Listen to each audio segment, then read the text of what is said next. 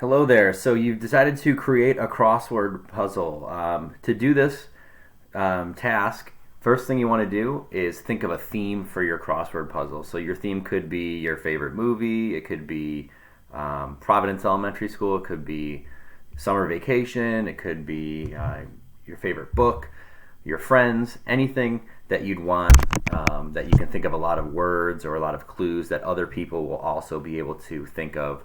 Like another good topic would be like Harry Potter, something that people are familiar with or could look up. So that it could also be like a year like 2020 or something like that. So first thing you want to do is think of a theme for your puzzle. Once you've done that, you're going to go to the website puzzlemaker.com. So when you, I'll show you what that looks like. So it's just the word puzzle, maker.com.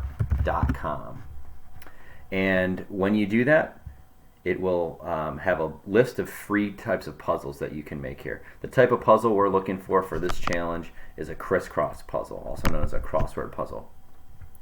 And then it's going to give you the puzzle maker sheet here where you're going to enter your data. The sample crisscross puzzle that I'm going to give you is the topic for it will be the Washington Redskins. So I type that in here. I've used this site for years. I usually change the size of the squares just so everything can fit on one paper. I'd recommend 25 or 30 for the size of your squares. All depends on how many clues. If you're going to have a ton of clues, then go with 20. It'll make the squares smaller. So if you go to print it or put it on a Google slide like we're going to do, it'll be easier for people to access and print. The size of the square also matters. Usually go with 20 just so it's not over. I can fit everything on one piece of paper. So this is the part you have to put some thought into. When you're entering your words and clues, okay, you typically want to think of things that are one word or two words or someone's last name, and then you also have to have a short clue because it has to fit on one line here. It has to. If it goes past there, it won't really work. It'll mess up your puzzle. So if I'm thinking of the Redskins. One of the colors of their jerseys is burgundy. So that's going to be one of my crossword answers. So I type in the word burgundy, then I hit space. You also want to make sure you spell it right. If you don't spell burgundy correctly, it looks like Mr. Talbot didn't, right? Good thing I checked that. So if you don't spell it correctly, then people won't be able to solve your puzzle. So burgundy is one of the team colors. Okay, the other color is gold, burgundy and gold. So this would be the other team color. And people would be able to tell which color goes in there because of the number of boxes where they type their answer since it's a crossword puzzle. Something else I might put as a clue is FedEx, space, name of stadium. Notice I'm keeping my clues very short. Okay, in crossword puzzles, you don't write a complete sentence, you just give a clue. Another one would be NFC East. So the NFC East is the conference and division they play in. Okay, and that's really about as long as your clues can be. So if you end up not having enough space, one thing you can do is you can use symbols instead of the word and. You can put the symbol. That'll save you two spaces. If I needed to make it even shorter, conference and division they are in instead of play in. That saves me a letter space. Okay, so as you're typing, you'll see that stuff like that matters. You have to put a little thought into putting everything in here. Another one would be Joe Gibbs. He's the famous Redskins coach. All right, so you get your clues in there. You can put as many as you want in. I wouldn't, maybe 20 would probably be a limit, depending what your topic is. When you're all done, you're going to click on this button, Create My Puzzle. And this was a pretty short puzzle. Here's my title. Here's my actual crossword makeup. So you can see you want to have more than 5 clues, which is what I put in. And then I've got the information that people need to solve the puzzle down here. So the next thing you want to do to